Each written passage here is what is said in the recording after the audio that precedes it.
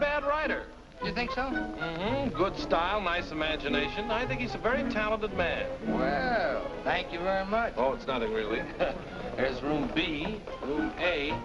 Wonder where room E is. How should I know? Are you going to the Waterbury lecture? No, I'm not. Let's find out where she's going. Oh. Excuse me. I'm sorry. Where's the Waterbury lecture, do you know? Aren't you Owen Waterbury? Yes, I am. How do you do? Follow me. Where are you taking us? Room E. Are you a student or a teacher? I'm a student. Oh, advanced or beginner? What do I look like? Well, you look very advanced to me. Oh, Mr. Waterbury, good evening. How do you do, Mr. Gilbride? You're right on time. We almost didn't get here. I was doing his laundry, and we had to wait for it to dry. His underwear is still wet. I brought a friend, Mr. Ronnie Hastings. Oh, how do you do, Mr. Hastings? Hey, let me get you a chair. No, never mind. I'll sit in the bleachers.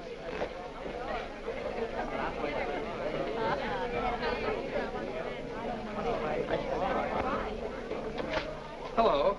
Hello. You going to be a writer, too? I hope to be someday. Well, this lecture should help you a great deal. He's a great writer, isn't he? Oh, yes. Of course, he gets most of his ideas from me. Excuse me. Yes? You're sitting in my seat. Oh, I'm terribly sorry. Good evening, Miss Gaylord. Hello, Mr. Scott. Anybody sitting here? Yes, Clarence Henderson. But he's out sick tonight. Well, then why did you make me move? Oh, Clarence and I don't speak. Oh, well... Attention, class.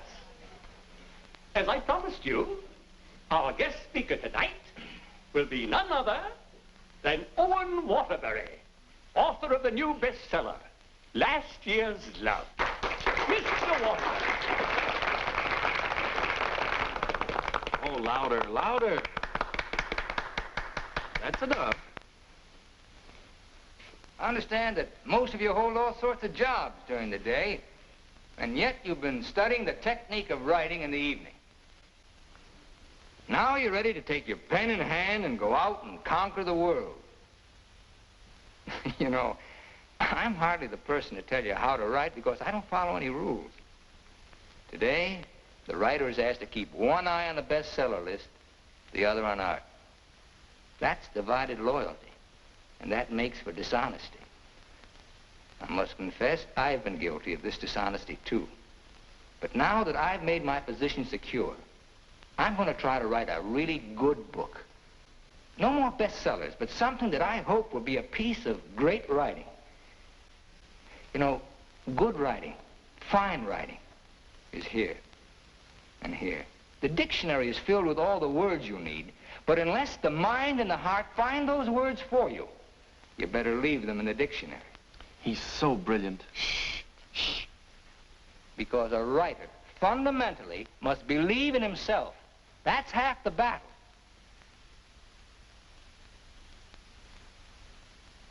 I'd like to interrupt my little talk for a moment to say that I'm going to be in a position to help somebody here in this class.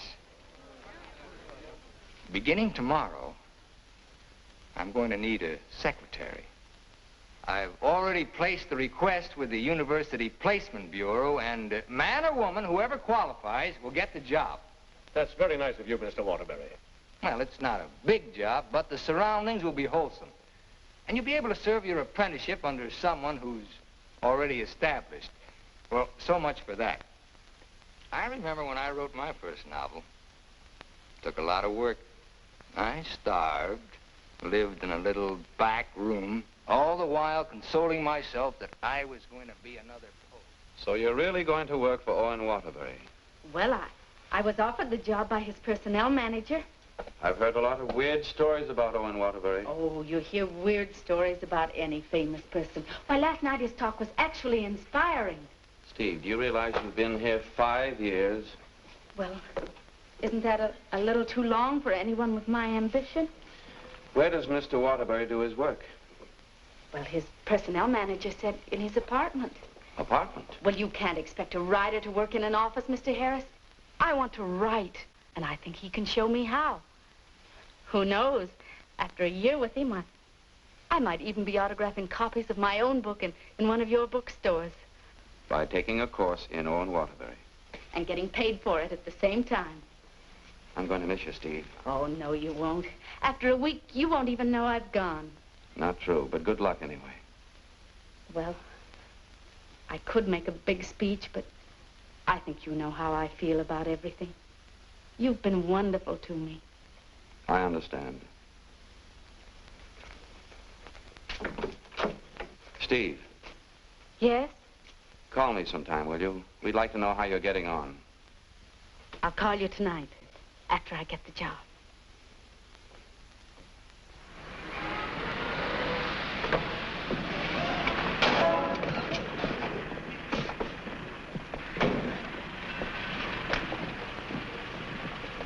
Why don't you watch where you're parking? Well, you can back up, can't you? You got to reverse. Never mind, Bill. Just save your energy for upstairs. Smart guy. Hand me the bag, Bill. Yes. I'll take it upstairs for you, man. Anything drives a cab these days. Apartment 3E. Thank you. Now, just remember, Bill, if he says one word that's out of line, just one word, I want you to buff him right on the jaw. They might take my license away. Not for protecting a lady. Well, come on, in or out, in or out. You know, I hit pretty hard. The harder, the better.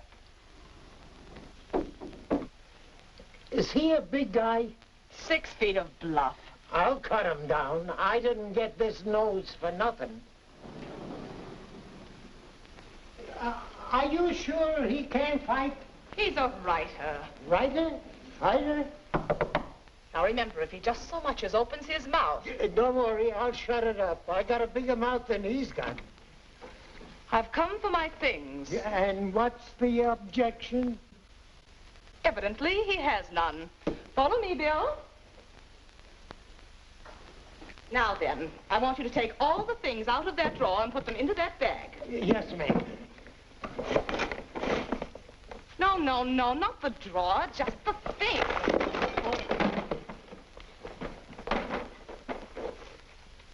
Oh, come in. Come right in. That's right. That's Mr. Waterbury's former secretary. She quit this morning. Won't you sit down? This is my mink. And how? Mr. Waterbury gave that to her as a Christmas bonus. My typewriter. Well, that was sort of a New Year's bonus. My aujourd'hui. She brought her own aujourd'hui.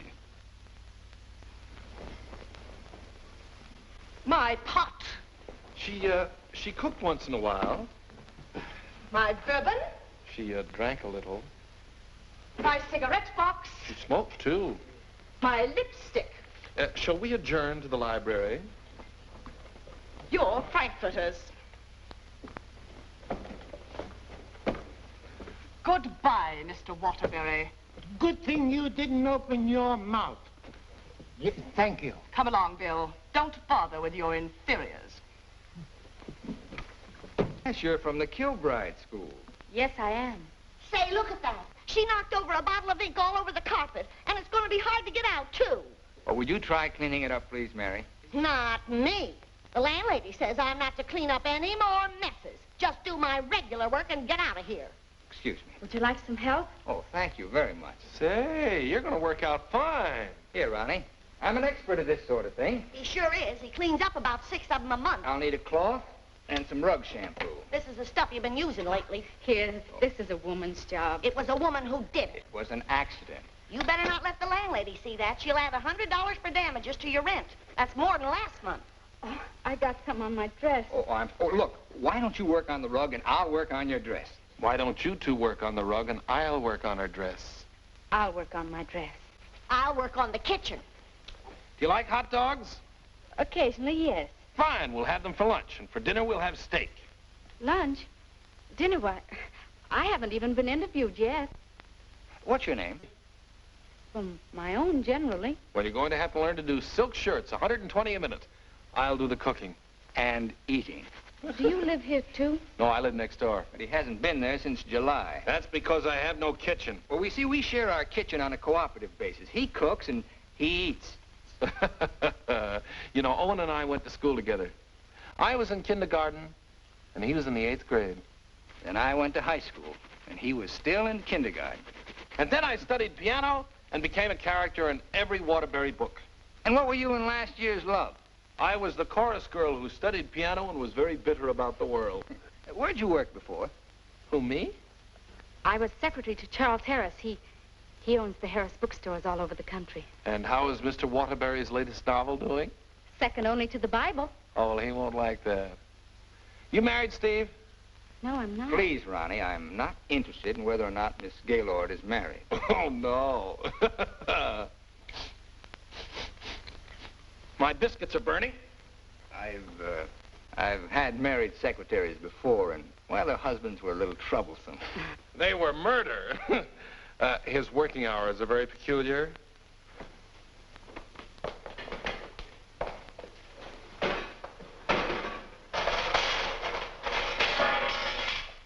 Well, I think we've done a good job.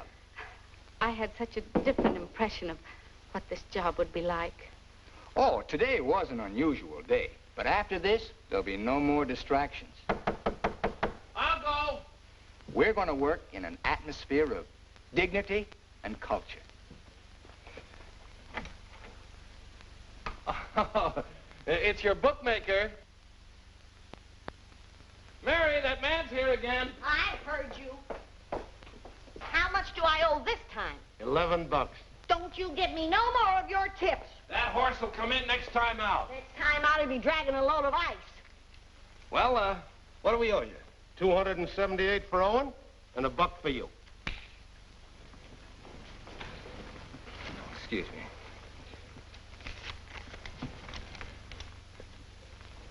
Here you are. I'll have to owe you mine till next week. You want to wager today? Well, I haven't looked them over yet, but I'll give you a call. And no more 50-cent bets. The boss don't like them. Where was I? You were telling me that everything here was dignified and cultural. Oh, yes. Now, Steve, about your other duties. I'll go. Did you just have an interview with my daughter, Mary Hastings, about a secretarial job? Why, yes.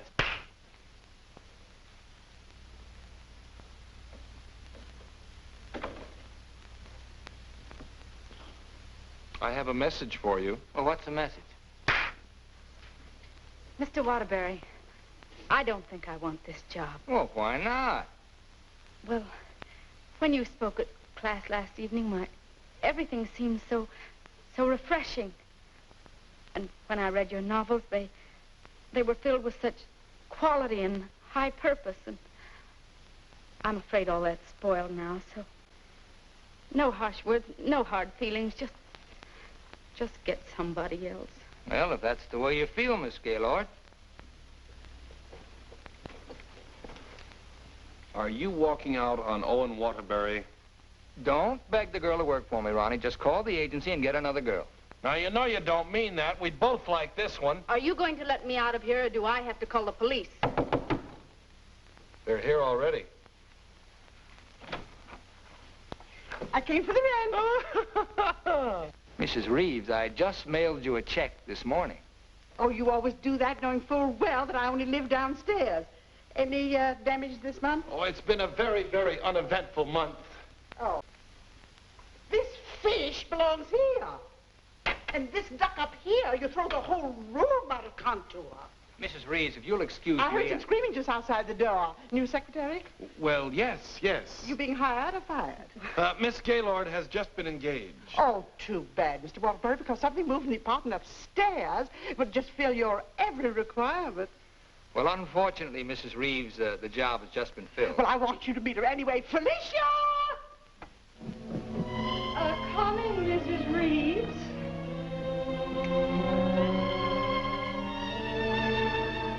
Felicia Adams, I want you to meet the famous Owen Waterbury. How do you do? Him. How do you do? How do you do? Felicia came to California to get into the movies. Now, who does she remind you of? Oh, now don't tell me. Let me guess. Zazu Pitts. Oh, of course not. Felicia, in addition to being a secretary, is a very good actress, aren't you, dear? Now take off your coat and let them see.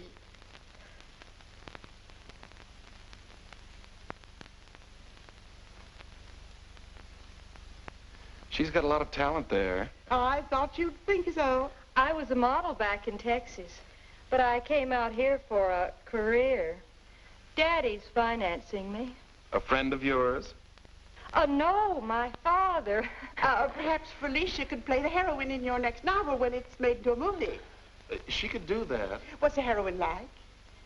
It's a girl from the South. Why, I'm from the South. How perfectly coincidental. She's trying to hook a rich man. She's insincere and a moron. Well, what's worrying you? Well, I'm not so worried about being insincere, but as for being a moron... Oh, now, don't worry about that. You could act like a moron, couldn't you, dear? I could try. Oh, I'm going to dramatic school. Maybe they can teach me to be a moron. If you studied hard enough, yes. It'd take a lot of work. Look, Mrs. Reeves, I haven't even started my novel yet, and it doesn't look as if I'm going to if I'm continually interrupted. Well, we'll leave and let you work. Oh, Ronnie, I'm having a party for 50 guests tonight, and I'm expecting you to entertain for us at 9. Is it informal, or shall I bathe? If you don't care to entertain at my parties, pay your rent. Well, I'm off to the horse show. You haven't got a chance.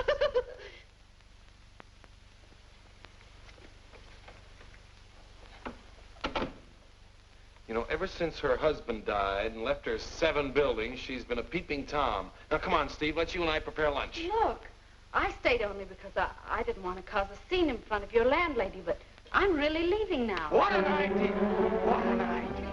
Take this down. Come on, take it down. Get your pad. Well, where's your pad? Well, you've got to have a pad. You can't start a job like this without a pad. Oh, I'll find a pad for you.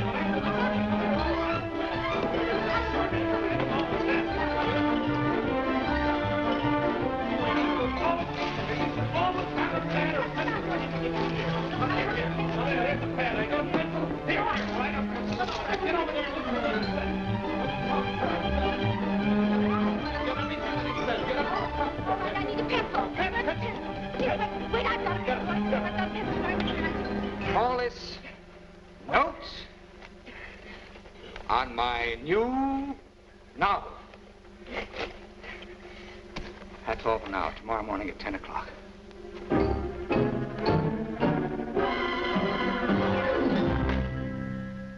He's incubating. He's incubating at last. Come along. Is he always starting new novels? Yes, always. I remember on last year's Love, I was baking a cake. All of a sudden, he called me out, and I had to start taking dictation. And I couldn't go back until he was through dictating. At 3 o'clock in the morning, we sat down to chocolate-covered ashes.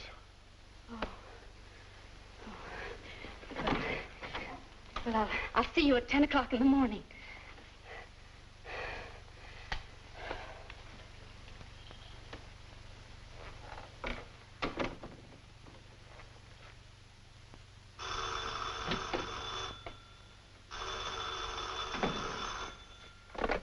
Hello? Hello, Steve. I couldn't wait for you to call me, so I'm calling you. How was the job? Well, I have to make an adjustment, you know. It's such an unusual kind of a job. I can imagine. He started his novel today. Oh, interesting story? Well, he didn't get very far into it, but I'm sure it's going to be wonderful. He seems so excited about it. Look, Steve, let's have dinner one night this week. Well, I'll call you the first night I have free.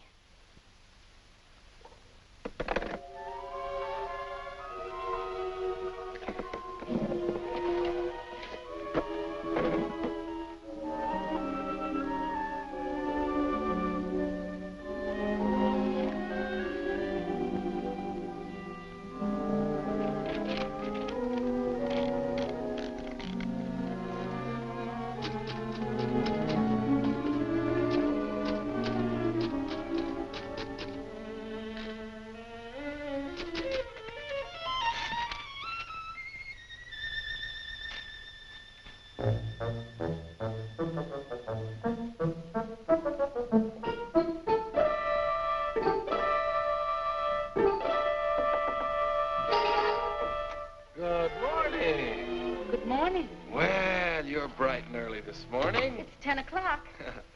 Say, did you ever think how you'd look in mink? Well, I see you've got your pad. Keep your pencil poised. The genius is still dressing. I'm making potato pancakes for luncheon. He's in a sour cream mood today. If you need anything ironed, I'll be in the kitchen ironing. Well, Good morning, Steve. Good morning. Right on time. Let's see, where did I leave off yesterday? Notes on my new novel. Yeah. I'll go.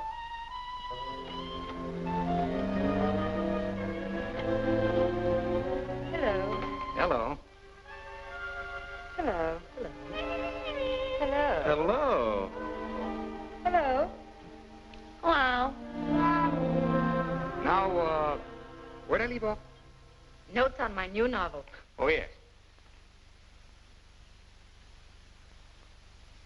Make that notes on my new novel by Owen Waterbury.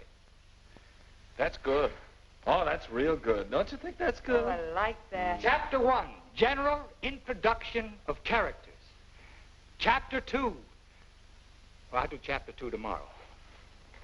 Chapter a day? That's swell. You sure you're not tired? Miss Gaylord, you stay here and answer the telephone. I'm going to the beach for some salt air. Well, be sure you don't bring any home with you. Right, boy. Let's drive someplace nice, like Santa Barbara. Well, honey, anything you say.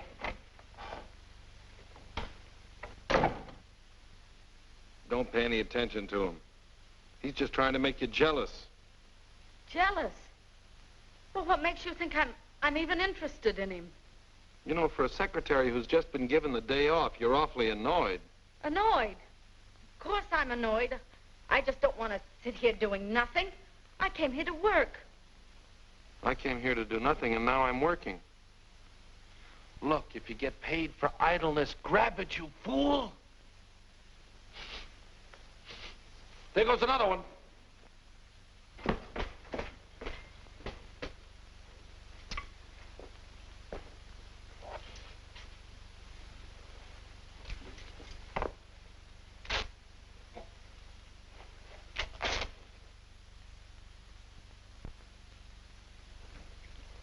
Look, I'd like to ask you a question. Yes? Does Mr. Waterbury intend to write a book? That's a very interesting question. Waterbury's a genius. What do you think he's doing right now? Incubating. Exactly. And whenever he goes through a mood like this, a great book comes out of him. I'll bet he does a lot of writing tonight. Why, honey, you're jealous. Look, I don't even know Mr. Waterbury. And at this point, I'm not even sure I want to. Of course not, honey.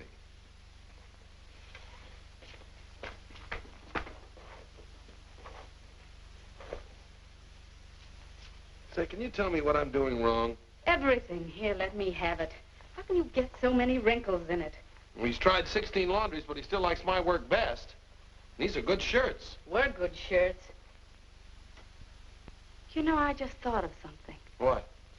I must be going out of my mind. Why? Well, I went to night school for a whole year to learn to be a writer. And here I am doing a guy's laundry. Oh! It's not done yet.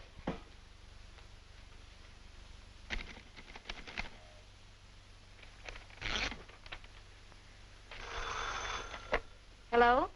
Miss Gaylord, this is Owen Waterbury. I want you to be here tomorrow morning at 9 o'clock. I've finally gotten the idea. Thank you. You know, Owen, I like that idea. Yeah? I don't think there's a horse in there that can beat him. Never.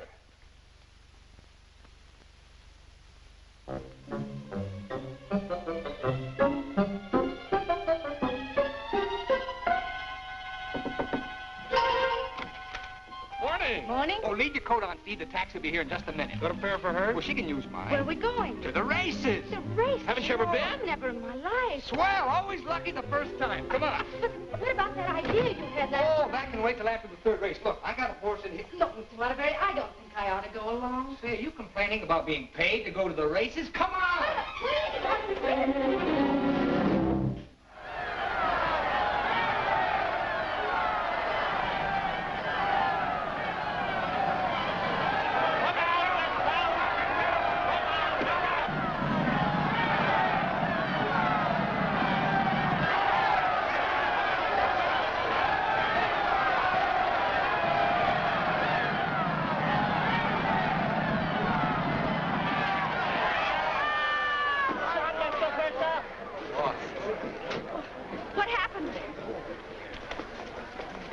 Last time I take those guys' tips. Well, so far this job has cost me $83.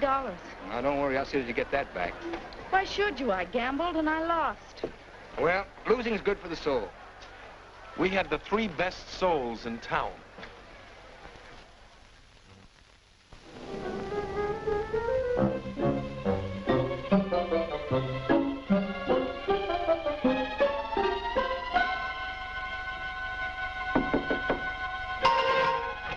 Good morning. Morning. Well, leave your coat on, Steve. The plane leaves in 35 minutes. Plane? Where are you going? Las Vegas and get back your $83. Las Vegas? I can't go to Las Vegas with you. Well, are you objecting to being paid while working? Paid?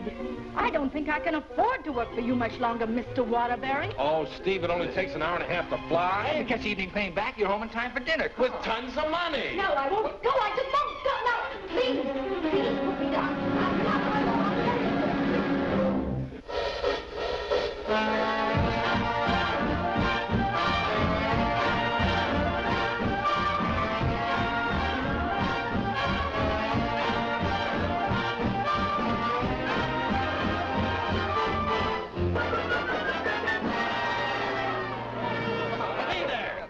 You lose. Right here, right here. No shorter shooter. No dollar bets here. Where do you think you're going? Los Angeles? Hit the road. Come hit the road. on, baby. Here we go. Come on. For the easy way. What is your point? Hard way. For the hard way. Hard way for. Hard way for. Baby, here it comes. There she is. 4. 7, you lose. 7, you lose. Standing on my right again, huh? When are we leaving, Mr. Waterbury? Leaving, I'm stuck 3,000. But you said we'd catch the midnight plane. There'll be another plane at 2, darling. Nick Shooter, please. Grab Go, the guys. shooter. Go. Come on, let's go. I thought working for a writer was going to be so uplifting. Correct. You lose. Perhaps you lose. See what you did? But I didn't do anything. She didn't mean it. What are you grinning about? I'm betting on crabs. Everything was going to be so intellectual. Correct again. Go back, lady. Are you doing that on purpose? Hey, what did I do? You're doing all right, honey. What's her point? Her point is crabs. Can't you make anything but craps? I was going to meet only literary people. Correct, Snake. You're my dream girl. Never saw that before. Don't make any more craps, understand? I'll tell him when he comes in. Keep your mind on the dice. Put this all on 7. She's bound to make this time for once. You know, I'm writing a novel too, Mr. Waterbury. It'll be a honey, a 2 and a 1. Correct. Four, 3. Get out of here. That's goodness.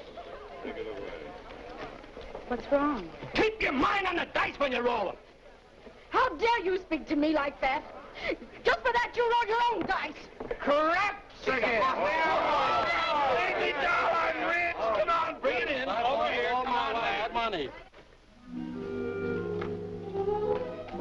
Gaylord. Steve, where are you going? I'm going home, and I never want to see you again.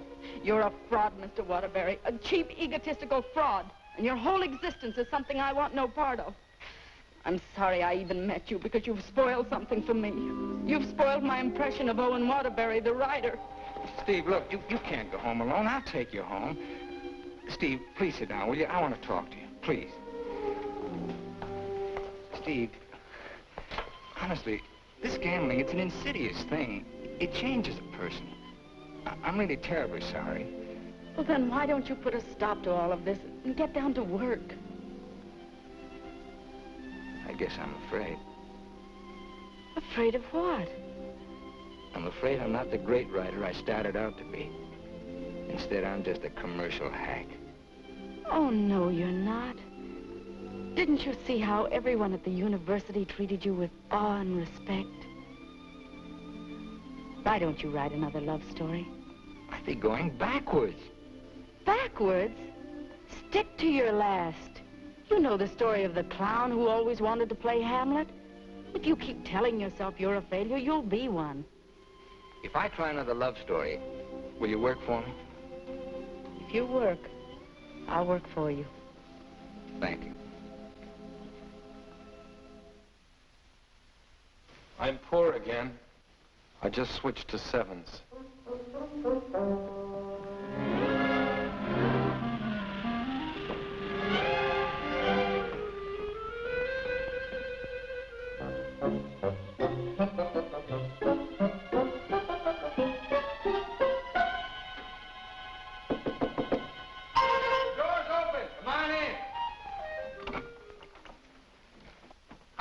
Steve. No, keep your coat on. I'll tell you why. The taxi's going to be here in just 1 minute.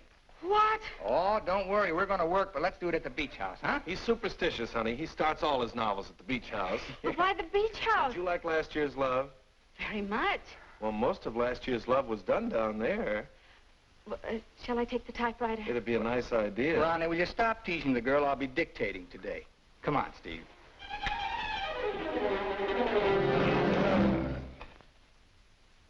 I'll dictate this in outline form, and then I'll polish it up later. Yes, Mr. Waterbury. This is the story of a successful novelist who began to die, morally and spiritually, until a girl came into his life. And then the whole world seemed changed.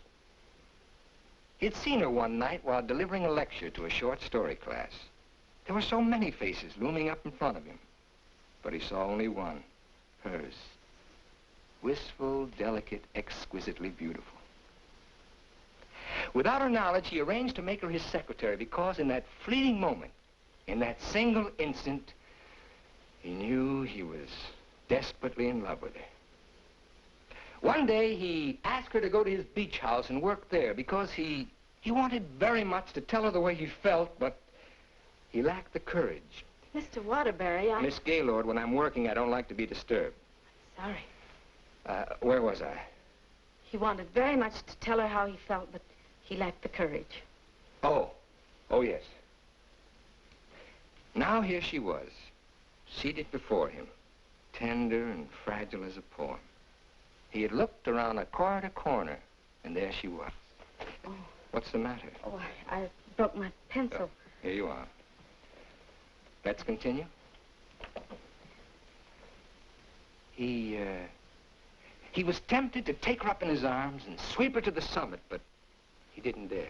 He knew very little about her, yet there was nothing else he needed to know. As he strode up and down the room dictating, he looked toward her polka dot necktie. What's the matter with you? Nothing. Oh. Where was I? Polka dot necktie. Oh, polka dot necktie. He was impressed by the loveliness of her hair, her soft blue eyes, her delicate mouth. A breathing, living thing that made him exalted and inspired.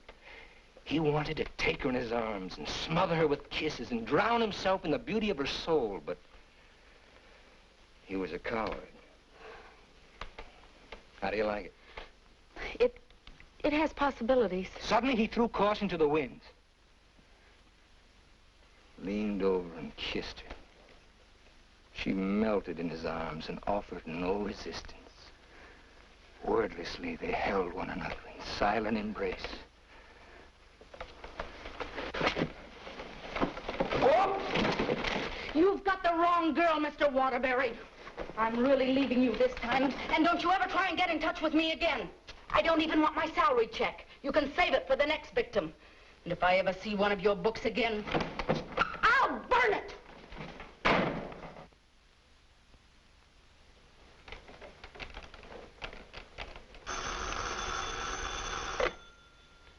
Hello.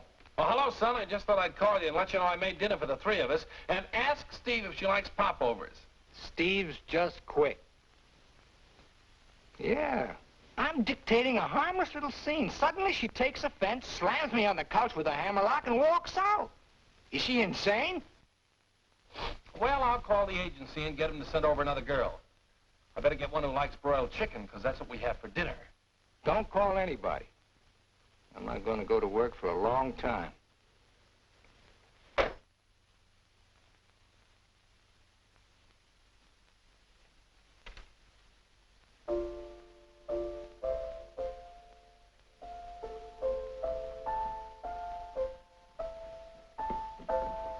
Come on, will you get out of here so I can wash these keys? I'm composing. Composing? I haven't heard a good song out of you yet. That's it. Give me that again.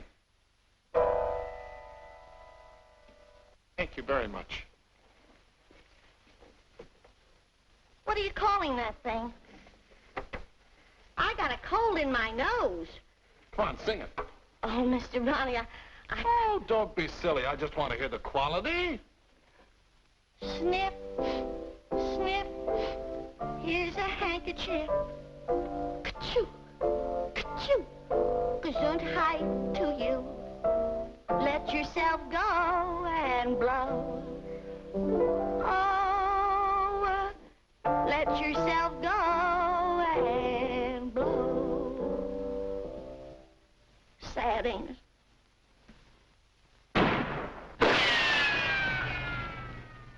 I have to have some water. Some water. Water in the kitchen. Well, I can't go in there. The place is on fire. Here, this will do it. Oh. You and your cooking. You and your popovers, they don't pop, they explode. Call the fire department. The fire department, they just put water over everything. I can't.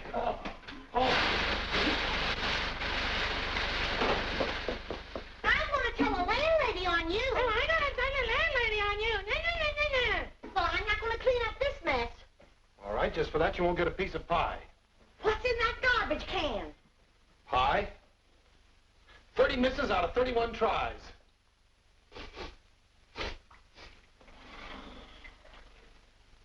$31 misses. Well, at least the roast chicken's safe.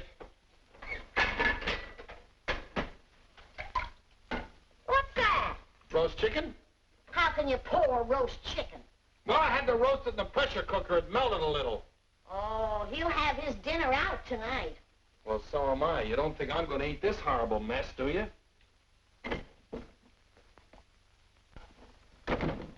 Hi, Owen. Hi. He has a nice roast chicken for you, Mr. Waterbury. Give him a glassful. Mr. Waterbury, I think it's my duty as your servant to tell you what just happened in the kitchen. Hold on, Mary. Why don't you go home? Mr. Ronnie set fire to the kitchen. I don't care if he sets fire to the whole apartment. You see, Tattletale? A lot of good it did you. I'm going to tell the landlady on you, and you too. Well, what happened down at the beach house? Will you stop asking me silly questions? I told you on the phone. She quit, that's all. Well, she had some nerve. Well, I don't need her. There's a lot of other secretaries. Well, of course there are. Just as capable, efficient, and just as cute. Sure. We never did find out how good she could type. Well, I'll call the agency and get another secretary. No. I got a better idea. What you gonna do? I'm gonna pack. Where you go? New York, change of environment. I'll work better there. Gonna get rid of the apartment? Yep. Well, what's gonna happen to me? What should happen to you? That's a very unfair question. Boy, I'm not gonna let a little thing like a secretary throw me off balance. Never in a million years. I got a life to live, too. Wonderful, beautiful, exciting life. I got a book inside me, a great book, full of intensity and scope. Oh, you know something, Ronnie? I'm glad this happened. I'm down to earth now. What happened? Well, you can still use it. Elsie called. She's, sorry she quit in a huff, and she apologized for the cab driver. See? That's what Steve will be doing tomorrow. Calling and apologizing, but I won't be here. Say, what am I running away for anyway? I'm not afraid of her. That's what I like to hear. That's the real Owen Waterbury. Listen, call Elsie. We'll take her out to dinner. We'll take them all out to dinner, a different one each night. I'll go and change my apron and be right back.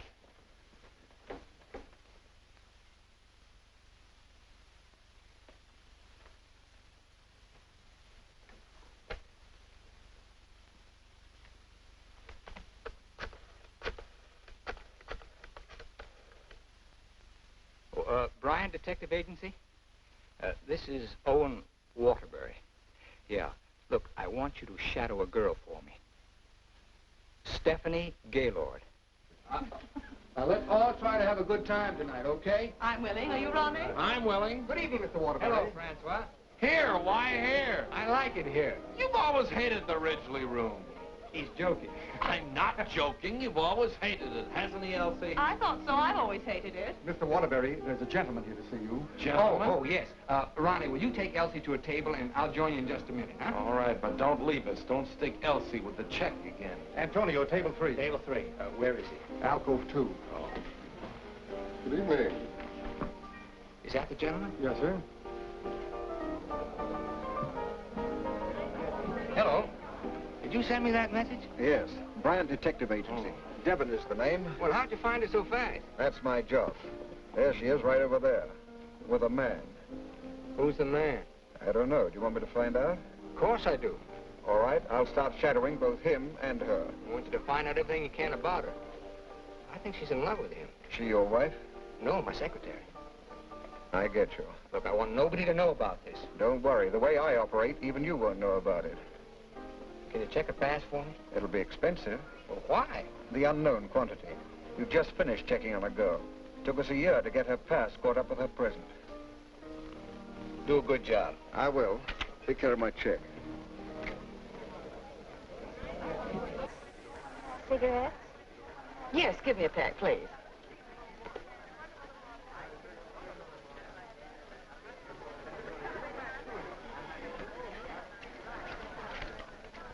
Thank you.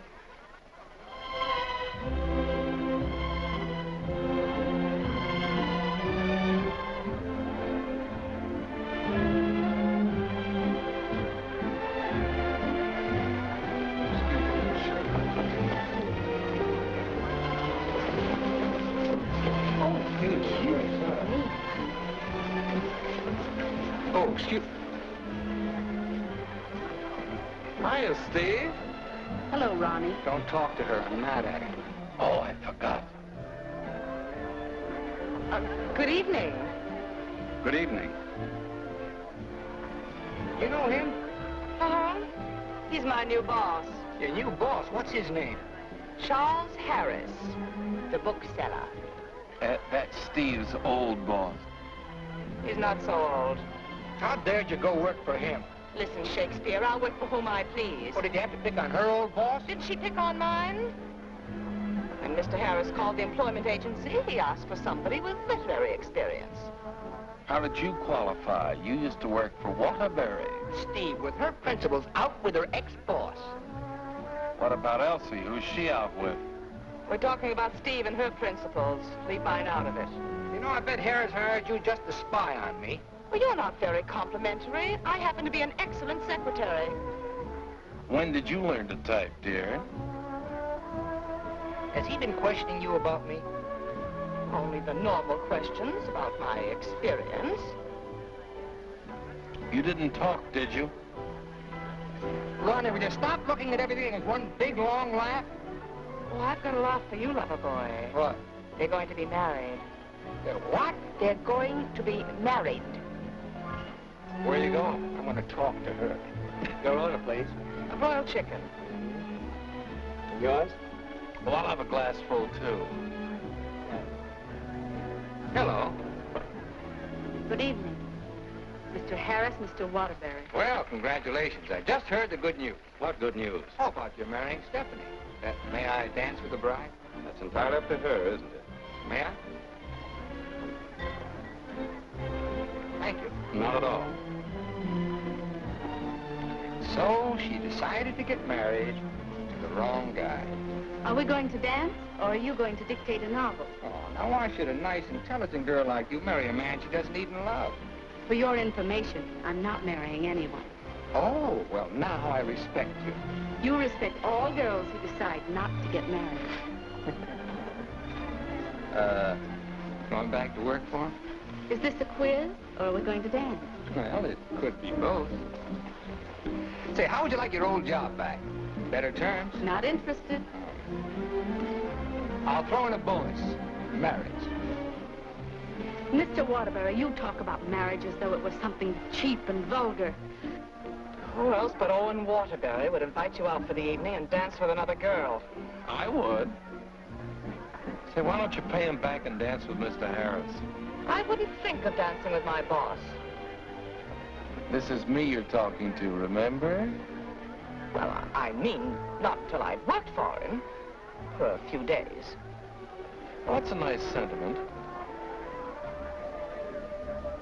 Steve, you're in my arms at last. I'm holding you at last. We're dancing. You may be dancing, but I'm holding you. Oh, like the tide, you go out, but you also come in. Owen Waterbury, you're the most maddening man I've ever met. Listen to me, Steve, I love you. Everything I dictated at the beach house I meant, but it was too much of a coward to say it outright. I love you, Steve. Marry me. Take a chance. This is me, the author with beautiful words, but I'm stuck. All I can say is, I love you. Marry me. Your chicken, madame. And your chicken in the glass, sir.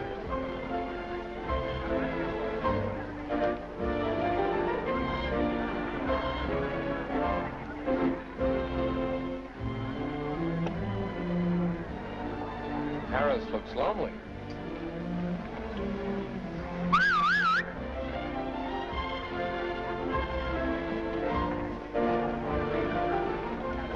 Mr. Harris, this is Ronnie Hastings. How do you do?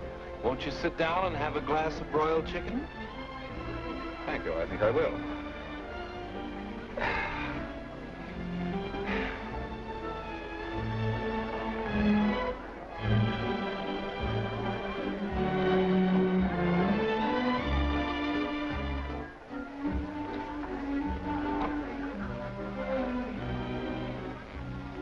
Ever heard the story of the unholy three? If you don't mind, I think I'll be running along. Mr. Harris, would you mind taking me with you? Not at all. Well, who's going to take me? You watch the floor show.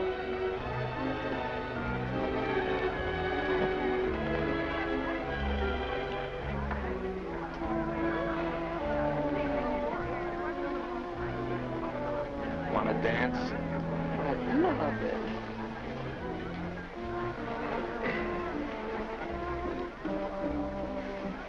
Are you a gigolo? After tonight, I think I will be. Oh.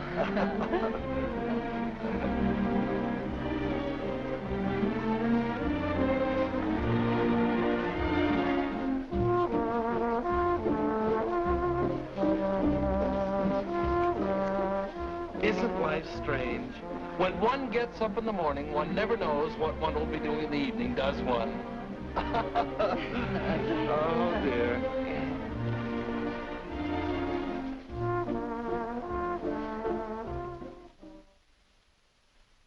And in addition to the office supplies, please order one Remington electric typewriter for the outer office.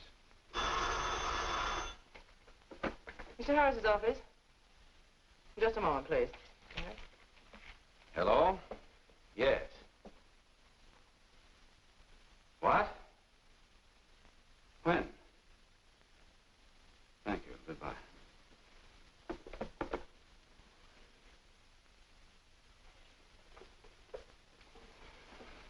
What's the matter? Is anything wrong? Owen Waterbury just married Steve. He didn't. Oh, yes, he did. I never thought she'd marry him. I never thought he'd get married. Well, here we are, honey. Welcome to Honeymoon Manor.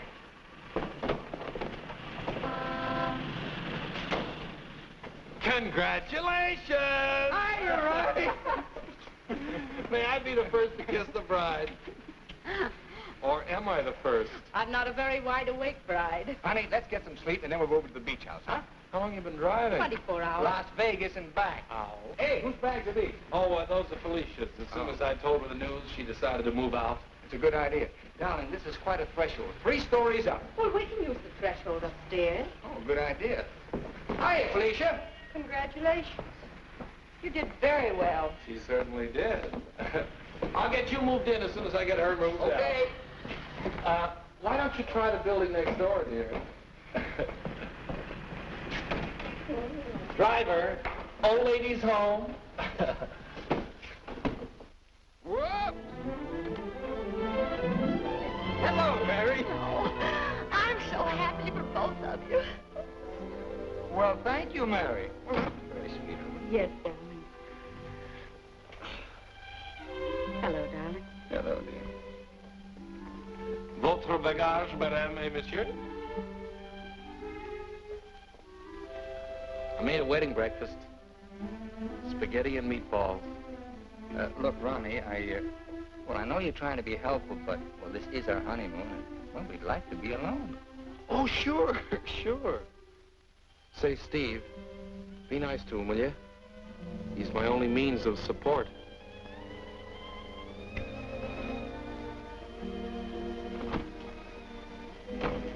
Darling, Are you glad you married me? Oh, what a question to ask me now. Well, it was on the spur of the moment, and you do change your mind so. Darling, I'll never change my mind about you. You're the first nice thing in my life. Could you tell me where is apartment 3E? Who are you looking for? Isn't that the business of the people in apartment 3E? It's the next apartment down the hall, sir.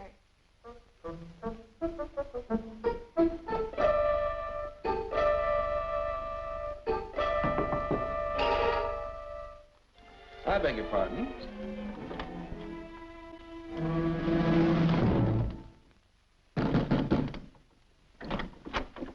Yes, and what can I do for you? I have a message for Mr. Waterbury. Well, I'm afraid Mr. Waterbury can't be disturbed just now. He's a little busy. My name is Devaney. Will you tell him the woman he's interested in got married?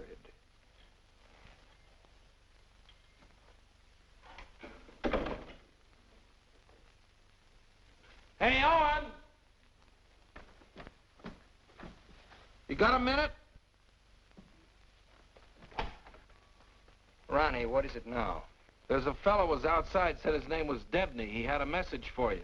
I don't know any Devneys. He said the party you were interested in got married. Well, congratulations. So did I.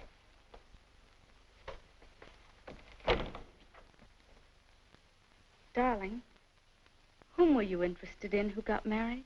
There's only one married girl I'm interested in.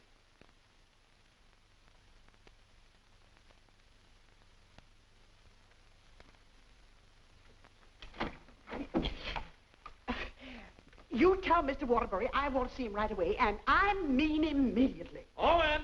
Horrible Hannah's here. We call you that affectionately, dear. Now what is it? Oh, excuse me. I didn't know your secretary was working late. They're married.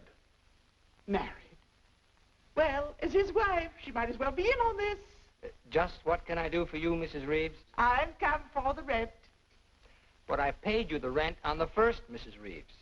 I've had to make a new rule, Mr. Waterbury. I don't take bad checks. When'd you make that rule? Since you moved in.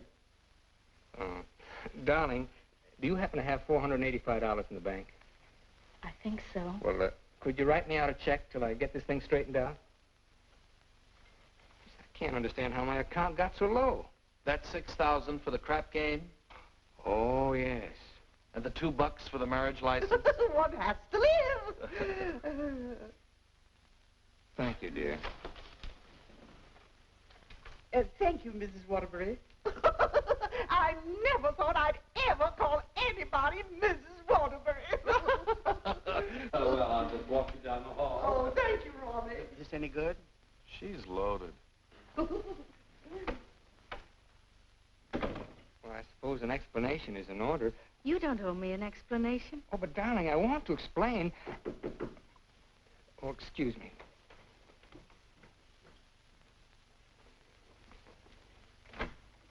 Hello, Owen. Oh, hello, Dick. Congratulations. We just heard. Well, thank you, Bertie.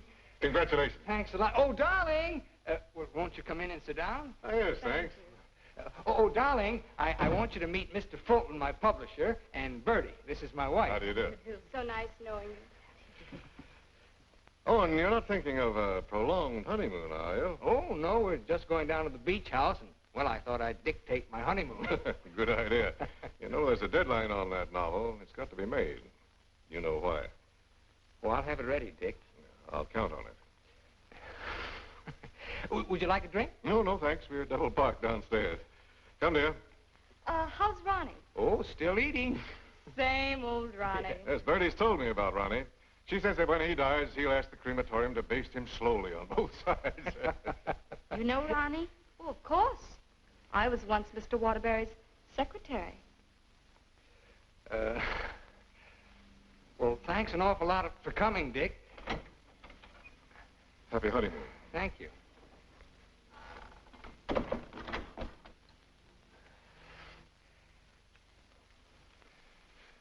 Darling, why did Mr. Fulton look at you so accusingly? Well, I owe him $20,000. I drew it as advance royalty against my next novel. And that mink coat Mrs. Fulton had on? Is that one you gave her? Oh, Bertie meant nothing to me. I'd written a bestseller, and I was throwing money around like water. You can always take it back and give it to Mr. Fulton as part payment. Oh, darling, I'll get you 100 mink coats. Darling, I don't think I can afford 100 mink coats. After all, paying your rent will keep me broke. Honey, did you marry me for my money? No, but I'm beginning to think you married me for mine. Look, darling, let's get out of here. We're never going to be alone here. Honey, I know a perfect little mountain cabin away from publishers and landladies. And secretaries? Well, except you. And I'm going to work. I promise you. I promise you.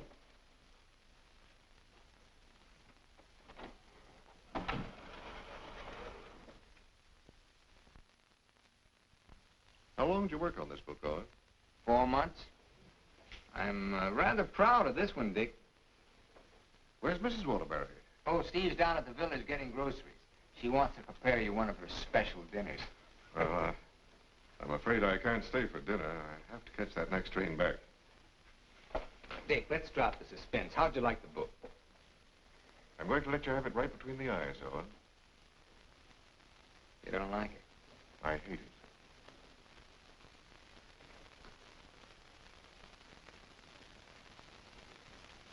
It's just about the worst piece of drivel I ever read. Why, if I were to publish this, Owen, it would ruin you. Fortunately, I found another book to use in its place. What's the matter with me, Dick? Am I through? Of course not. Every top-flight novelist has a bad book in him. But how am I going to pay you back your money? Oh, don't worry about that. I'm sorry, Owen. Darling, I got some of that wonderful venison. Why, hello, Mr. Fulton. It's so nice seeing you again. Miss Waterbury? Do you like venison? Well, I'm afraid I can't stay. Oh, why not? I've got some very important business in town. Well, I'm very sorry. I was going to fix you one of my special dishes. Oh, I'm sorry. Well, some other time. Goodbye, Mrs. Waterbury. Goodbye, Mr. Fulton. Goodbye, Owen. Goodbye, Dick. He doesn't like me. No? Do you think he's right? He's always been right. Until he married Bertie. Oh, what's that got to do with it? Well, maybe he's changed. Ever think of that? Maybe he sees you through different eyes. Oh, you talk like a fool. Oh, and let's face it. Your book is now being published by a man who sees his wife in your arms on every page. He thinks that girl in there is Bertie in you. You're a child. Bertie meant nothing to me. He doesn't realize that. And he's still a human being, even if he is a publisher. And he's a man. Let's get away from here tonight. Tonight? Oh, and you blame me, don't you? Oh, not really, Steve. It's just that it's so distracting to have a man's wife as his secretary, too. I've got to try another book fast, and now I'm going to have to get myself another secretary. So I'm fired, is that it? Oh, Steve, it'll be better for both of us if I work by myself. It'll give you a chance to work on your own book. I'll make dinner.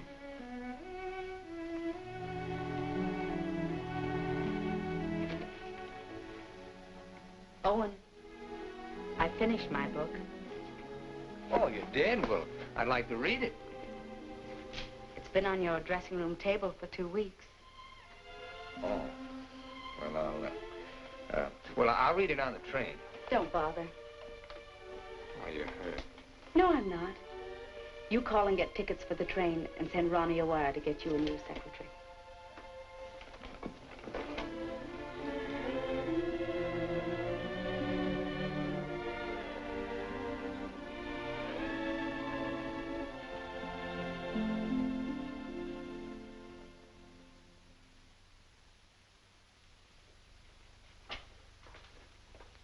Oh, hello, Mrs. Waterbury. Hello, Elsie. Mr. Harris told me you phoned in from the station. Did you have a nice honeymoon? Very nice, thank you. It must be lovely up at the cabin this time of the year. Yes, it is. A Waterbury original? His last. Steve. Hello, Charles. Sit down, won't you? Thank you. Oh, you're looking fine, fine. Well, 4 months of the outdoor life. None the worse for it. Charles, I want you to do me a favor. This is Owen's latest book. Fulton doesn't like it. I want you to read it and let me know what you think about it. I'll try to be as objective as possible. You will be, I know. And I have another manuscript for you. Mine. You finished it? Yes, it was a long uphill pull. Oh, I've changed the title so many times, but I finally decided to call it Dawn's Yearning. What does Owen think of it? Owen hasn't read it yet. Oh? He hasn't had time. He's been busy writing. He couldn't concentrate on it. I'll be glad to read both of them. Thank you, Charles. Goodbye, Steve. Goodbye, Charles.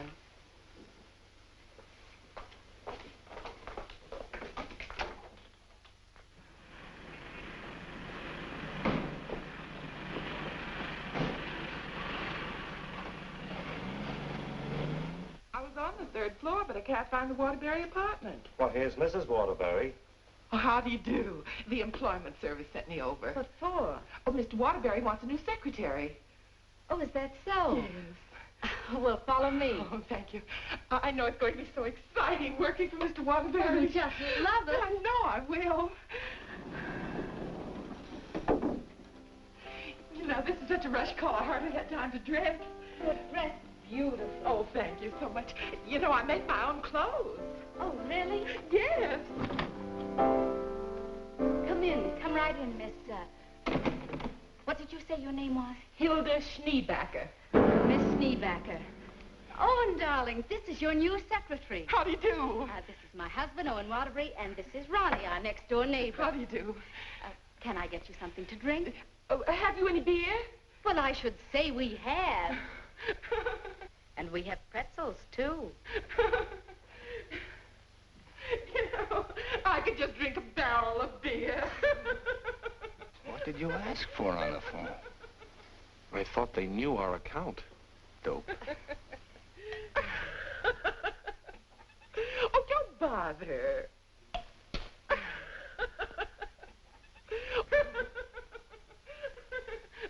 Why don't you bring your beer over here where we can be more comfortable? Oh, do you do laundry, Miss Schneebacher? Just shirts and socks. I don't like to do sheets. Well, sit down, please. How are you on handicapping the horses, Miss Schneebacher? Oh, yesterday I picked 2 winners. Played them both right on the schnozola. Oh, and I think she's enchanting. What size coat do you wear? Do you have to wear a coat on the job? Oh, Mr. Waterbury likes to give all his employees mink coats for Christmas. Oh, I wish I'd known that. I could have saved a skunk's life. I wonder who she means. I'm gonna love this job. You're all so nuts.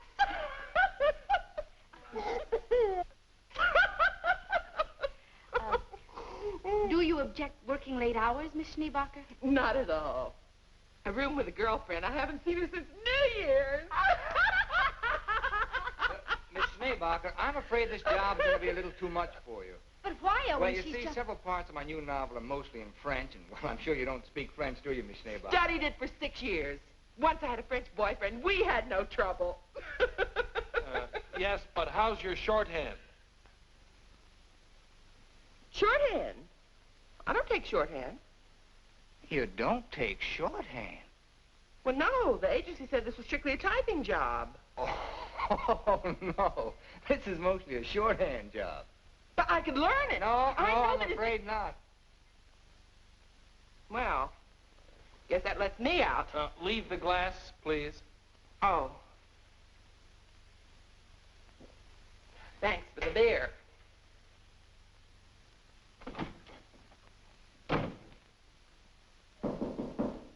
That must be the next one. The next one? I told the agency to keep sending them until we said when.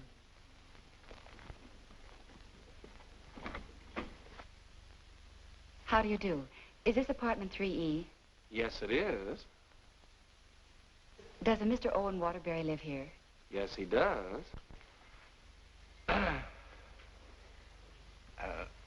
I'm Owen Waterbury. Oh, Mr. Waterbury, the agency sent me. Dawn O'Malley. That's right. Won't you come in, Miss O'Malley? Thank you. Won't you sit down, Miss O'Malley? Thank you. Oh, this is my wife. How do you do? How do you do? You take shorthand, of course. Yes, 120 words a minute. Oh. Do you speak French, Miss O'Malley? Mon mère, elle était française. Et mon père aussi. Vous avez raison, elle est pas pour le travail. Dites-moi, Mademoiselle O'Malley. Are you married by any chance? Yes, I am. But the divorce comes final next week. I see. When would you like me to begin? You have begun. Oh, thank you. Steve, shall we prepare lunch and leave them alone? I think they'd like to get to work. All right.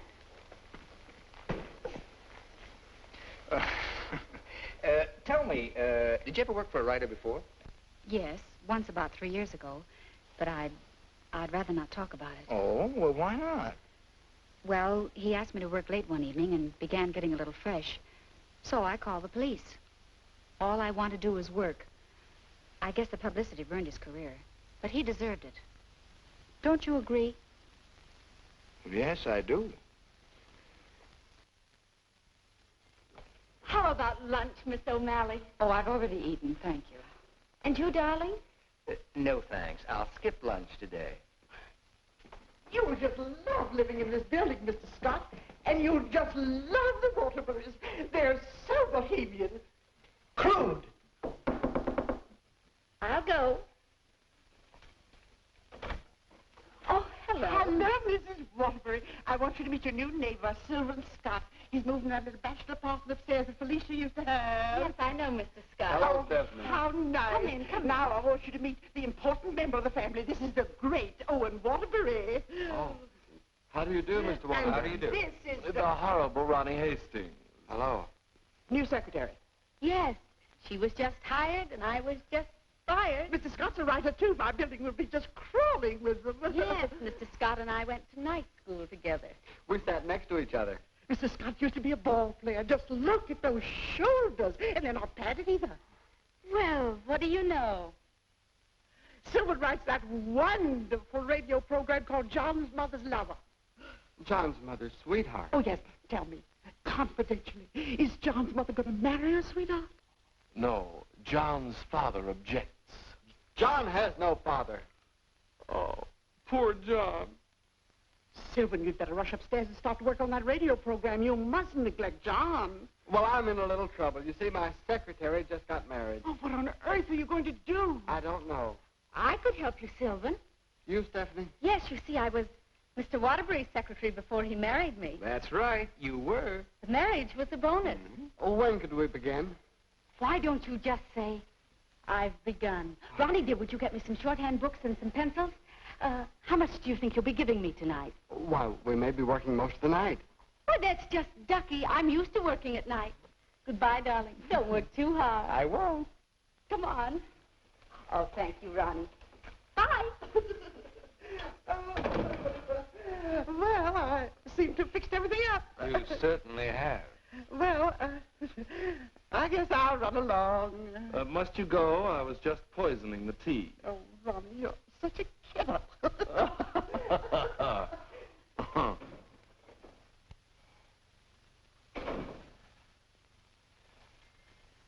You know, you're going to really like it here, honey child.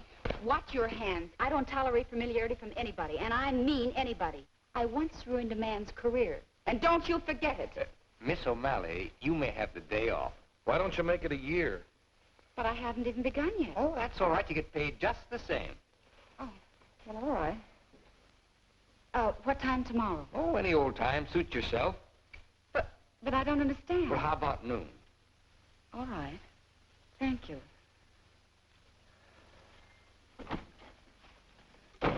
Well, you were saying something about poison tea? I mixed it. I get firsties. Now, where was I? Sound of footsteps. 3 people. Thank you. Sound of footsteps. 3 people. Door bang. Door crash. Door slam. 2 shots. 3 screams. Siren. How does that sound? Swell. It's bedlam. John, I'm in love with your mother. And tomorrow, I expect to be your father. John's going to be a father, and I'm the first to know. Now I don't have to listen tomorrow. But, Father, I'm older than you are. John's older than his father?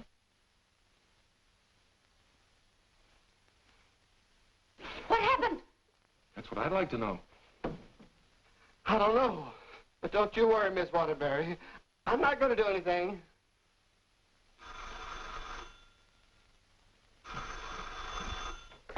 Hello. Hey, they just turned out the lights. Who's calling? This is Charles Harris speaking. I'm sorry to be calling at such a late hour, but I must talk to her. They just turned out the lights. Will you keep quiet? This is her husband. No, she's out for the evening. She's right upstairs. And I don't know when she'll be back. Didn't you hear me? I said they just turned out the lights. Darling, may I borrow a light bulb? I don't care what you do. What's the matter? I'm going to a hotel in case you're interested. I'll go to a hotel. After all, this is your apartment. No, it isn't. You pay the rent. Ronnie, will you take this up to Mr. Scott, please? Oh, and you can't possibly be jealous of that man upstairs. Why, he's utterly harmless. Boy, you really had me fooled. Why do you say that? Charles Harris just called. Have you seen him, Steve, since we came back? Oh, and it's terribly late, and I don't like cross-examinations. After all, we're two adult human beings, and we should be able to trust one another. Don't smile it away with pretty words, Steve. Have you been seeing him? Yes. All right, then this is it. But I only saw Charles Harris for one reason. I took him your manuscript. He knows a great many publishers. Please don't. It's too late for that. I felt at the nightclub you were in love with Harris, and I knew he was in love with you. After all, 5 years is a long time, and I was a fool to think I could break it down. I never loved Charles Harris. Well, you never loved me. You were in love with a schoolgirl notion of a popular novelist. I really try to play this straight with you, Steve, but I guess I made a beautiful mistake. Owen, I was in love with you before I met you. Something in your writing, the tone, the feeling, the quality appealed to me so much that I used to imagine your books were written just for me. It's true, I built it up in a schoolgirl way, and I was so caught up in it, I guess I would have married you the night you lectured in class. If you'd stepped off that platform and asked me, I would have married you. Just like that. How can you talk to me like this? I put you way up there too, Steve. But you tore it down in the cruelest way any woman could. You once called me an egotistical fraud. But what about you, Stephanie Gaylord? What have you been? Go ahead, phone him. He's waiting for you. Owen!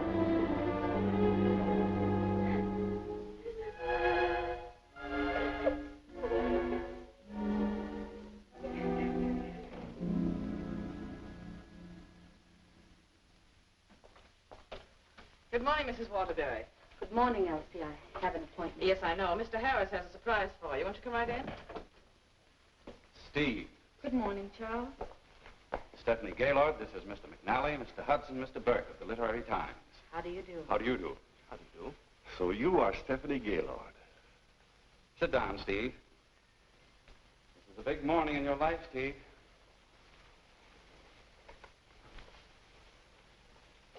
Mr. McNally is head of the publishing house in New York. He flew down this morning. That's why I called you so late last night. We've read your book, Miss Gaylord. How long have you worked on it? About 5 years. I'm recommending it for the McNally-Winslow Award for a first novel by an unknown. I didn't know you were going to show my manuscript to anyone. I couldn't do anything else after reading it. But don't you see what this will do to Owen? What has Owen got to do with it? Well, Owen's the big guy in my family, and his novel's just been turned down. And if this happens on top of that, it would just about destroy him. He has to have a sense of importance. He's lost all faith in himself. You mean your husband would feel a sense of competition with you? You don't understand, Mr. McNally. Owen's in trouble. And as his wife, I have to help him climb out of it. Steve, I thought you wanted to write more than anything else in the world. I thought so, too, before I married Owen. What about Owen's manuscript? Did you read it? Yes, it isn't bad. It's good. But it doesn't have what this has. This has greatness.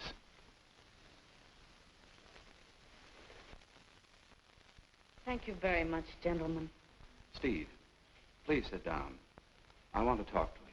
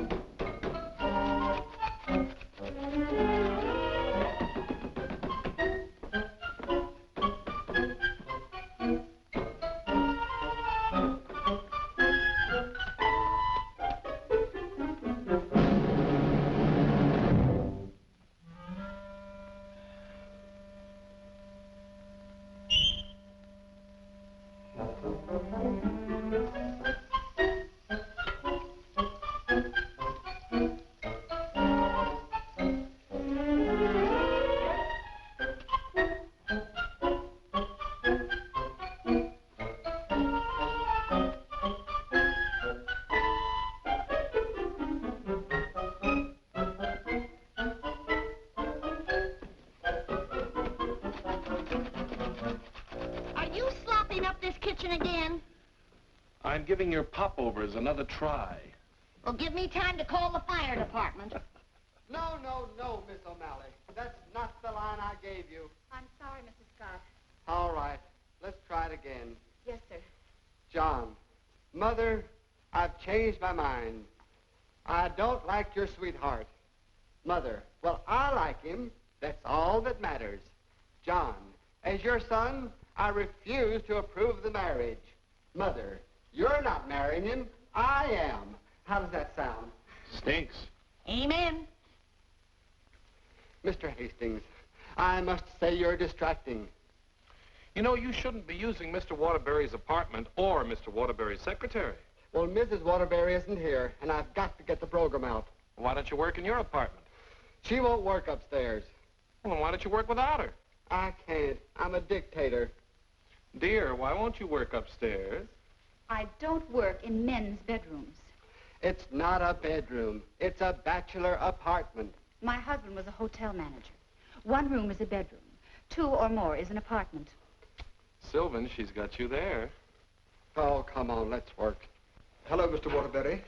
Yes, what can I do for you? Remember me? I'm Devaney of the Brand Detective Agency. Oh. What's this? A bill for $845.62. For what? For shadowing and delving into the past of one Stephanie Gaylord. But I married her. We've shadowed married women before. Hi, Owen. Get rid of this guy. You want me to call the police? I am the police. What's this doing here? That's my laundry. Do you expect my wife to do your laundry? Say, that's a little large for you, isn't it? That's Mrs. Waterbury's laundry. That's mine. Well, take it and get out of here. And as for you, Mademoiselle O'Malley, you're fired for taking dictation from somebody else. Well, that suits me just fine. I wouldn't work for you even if I did like your horrible writing. Where's Stephanie? I don't know where she is. I know where she is. Where? You pay this bill and I'll let you know. Oh, Ronnie, do you happen to have $845? And 62 cents. Why don't you write him a check? Oh, yes. Call that number right away. Here is the detailed report. It's very amusing. You see, I had to shadow you at the same time that I shadowed her. Here's Stephanie. Oh, good. Stephanie, where are you? What? What are you doing there? Stephanie, if there were ever any chance of our getting together, this kills it now. Finally and for all time, we're through. Charles Harris's apartment. Just like that. No sense of shame. Well, maybe she got her old job back and is working for him. At his home? What decent, self-respecting girl works for a man at his home? Maybe she's his secretary. Please, don't tell me about secretaries. He could tell you. Here's the report. Page 3 is wonderful. Thanks. Call the employment agency. I'm going to show her. Look, I want a girl this time who's capable and efficient. I'm calling for Mr. Owen Waterbury. A fast typist. I don't care what she looks like. We don't care what she looks like, as long as she's attractive. Do you take shorthand? Oh, but of course. 120 words a minute. And, What did you say your name was? Miss Pigeon. Her name is Miss Pigeon? Everybody says I'm flighty. Where did you work before? I'm just out of secretarial school. I think it would be wonderful working for you, Mr. Waterbury. You see, I hope to be a writer myself someday. Oh. Have you ever been married? Oh, no. Never. And you have no objections to working on weekends? Oh, not at all. My time's completely my own. And you think Mr. Waterbury's just wonderful? Mm-hmm. This is a clay pigeon. I've come for my things. Follow me, Bill. Yeah, I know just where to go. I want you to take everything out of that drawer and put it in that bag. Right. I knew you'd come back. It's only for a moment. Where's the mink coat? I didn't get a mink coat. Come into the bedroom, Bill. What's the matter? Short of minks? Say, haven't you been here before? Sure, I came with the other one. I got a cab stand downstairs now. If you need a cab, just open the window and holler. Well, I'm going to do a lot of hollering now. That's his former secretary. Get my bag and things out of the closet. Oh, so Bill. you're not in love with Harris, but you go to his apartment. You wouldn't let me explain, and now I'm not going to. Explain? What kind of an explanation could you make anyway? It doesn't matter anymore. You're right, it doesn't matter anymore. Isn't she getting awfully personal? But a wonderful typist. Charles Harris's apartment. Just like that. Just like that. Anything else, miss? Yes, my picture.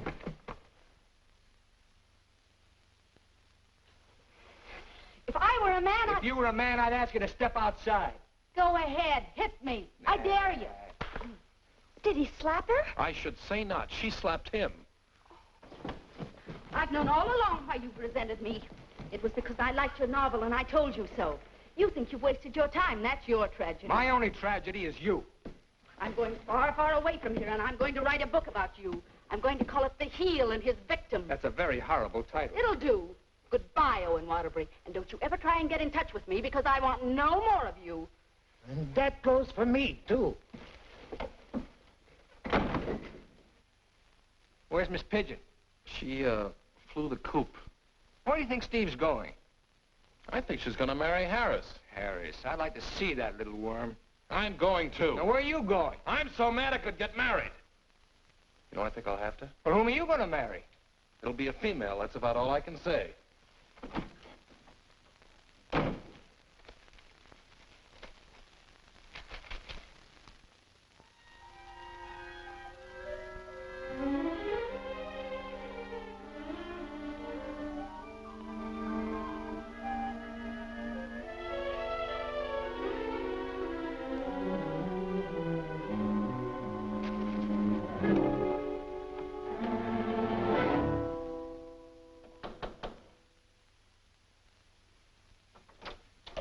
I'd like to see Mr. Harris. Your name? Owen Waterbury.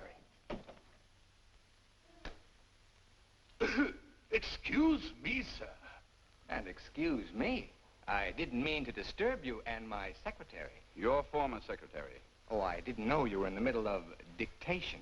Your sarcasm is quite uncalled for. Of course, I don't have to tell you what I think of a man who behaves this way with a secretary. You keep out of this, Elsie. Look, Charles and I are going to be married. Congratulations. What? Just where does that leave my wife? How do you suppose she's going to feel about this? She's in love with you, you know. You never deserved as fine a girl as Stephanie anyway. You know, Harris, I've always wanted to tell you that I really think you're a crude person. Your motives are very obvious. You've given me a lot of grief ever since I married Stephanie, and I came up here to tan your hide. So put up your hands and defend yourself like a man. Oh, you tan nobody's hide. Oh, listen to me, you fool.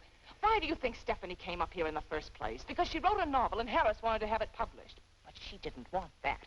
She was afraid it would hurt your vanity and wreck your marriage. She wanted him to help you instead. Oh, look, I've read your last book, the one Fulton turned down. It's grand, it's exciting, it's wonderful. Fulton's wrong. He's just jealous because of Bertie, and it's all your own fault, Mr. Great Guy. You know, someday Stephanie's going to be a better writer than you are. That's my opinion, and you've always valued it. Here, Stephanie's novel. Read that and really get jealous. You know, you're not going to get her back. She's gone away, and it serves you right. I hope I kicked a little sense into you, but I doubt it. Goodbye, Mr. Waterbury.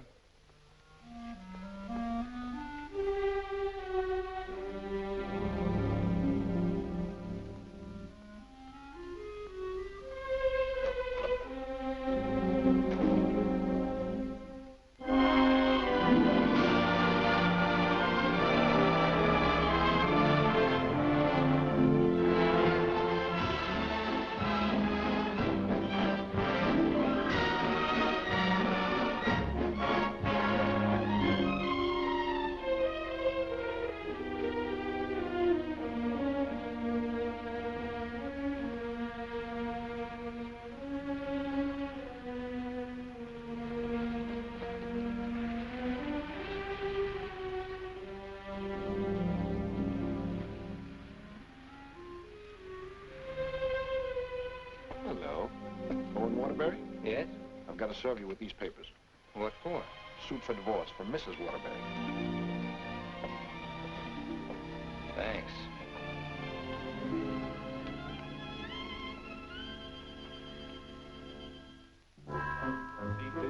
First floor with your left after you get out of the elevator. Thank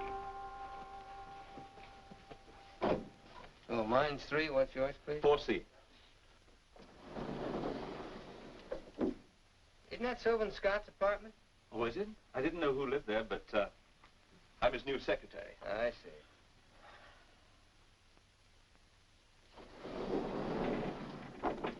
Good luck.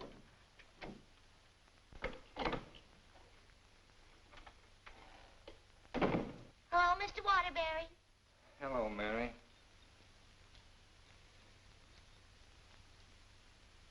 You want a drink? Well, I guess so.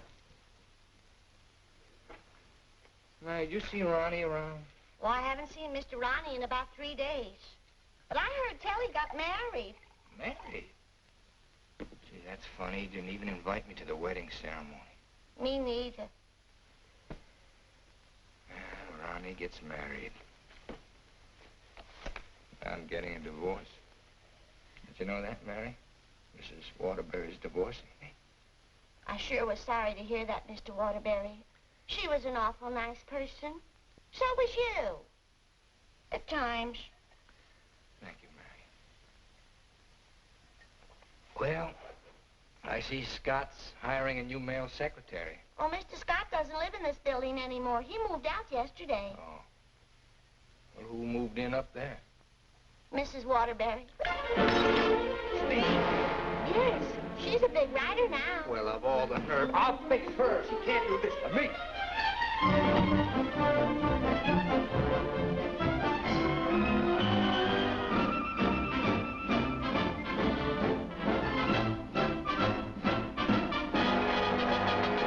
Come in. Yes, what can I do for you? Out. I said get out. But I don't understand. Don't you listen to him. This is my wife. You're his wife? I'm trying very desperately not to be. Didn't you get the divorce papers today? You're still my wife until the final decree, and that takes a whole year. Are you still here? I said get out. Mr. Simpson, you come back here tomorrow morning at 9 o'clock. You'll come back here never. If I find you here again, I'll throw you out on your ear. Hiring male secretaries right under my nose. Right over your nose, dear. And don't be cute at a time like this. Why'd you take this apartment anyway? Because it was the only one I could find, and Mrs. Reeves was kind enough to let me have it. Oh, sure, sure. I thought you'd think I was chasing you, Owen Waterbury. But my living here need cause us no embarrassment. We can be friends, meet in the hallway, and exchange polite little hellos. I exchanged polite little hellos with your friend Harris recently. Elsie was there. She told me all about your book. Oh, you didn't want to have it published because of what it might do to me. Silly. I mean, do you think I look upon you as a competitor? Don't you think I can compete with you, Mr. Waterbury? I read your book last night. Kept me up most of the night. You want to know something? Yes. You're better than I am. But don't tell anybody because I'll deny it. Now, you listen to me, Mr. Owen Waterbury. I'm a human being, too, and I have certain rights and privileges.